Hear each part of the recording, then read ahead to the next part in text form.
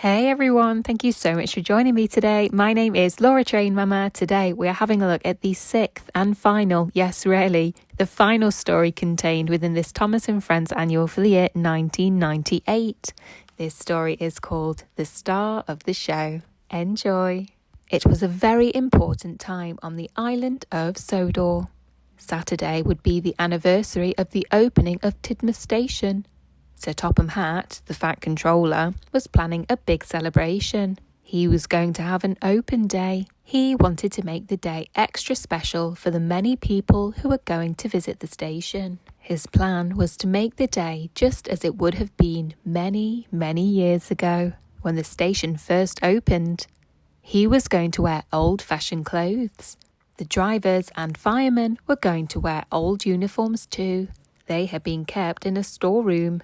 The men even had curly, old-fashioned false moustaches to wear. The children were going to dress up too.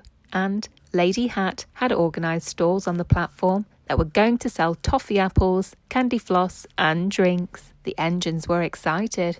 They all had their own special jobs to do. Gordon was going to pull the express train into the station. The train was bringing some very important visitors from the mainland.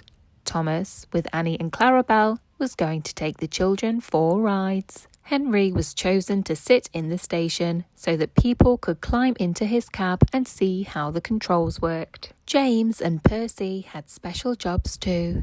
James is a really splendid engine, and his driver gave him an extra special polish so that visitors could have their photograph taken with him. Percy, the junior engine, was delighted to be chosen to show visitors how he shunts coal trucks around the yard. But Edward, an older engine, felt very sad. No one seemed to have a special job for him to do. He wondered if he'd see the celebrations and meet the visitors at all.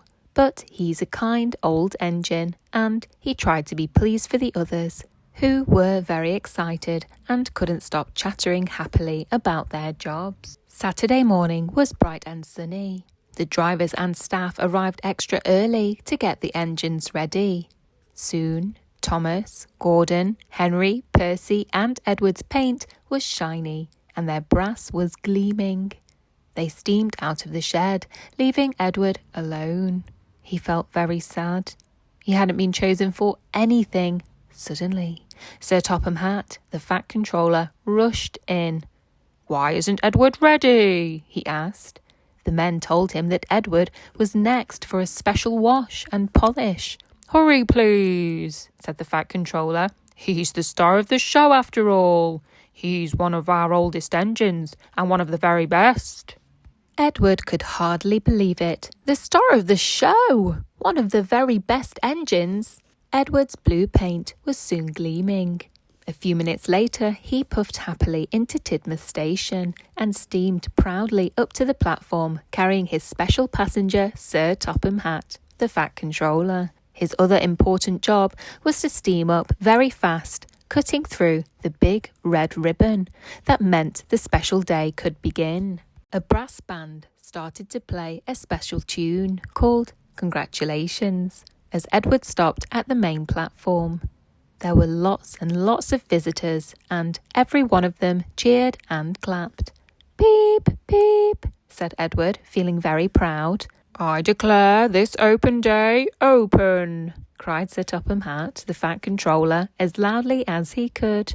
"3 cheers for the engines." "Hip, hip, hooray! Hip, hip, hooray! Hip, hip, hooray!" Everyone shouted. Sir Topham Hatt, the Fat Controller, smiled and turned to Edward. "Well done, Edward," he whispered. "Well done."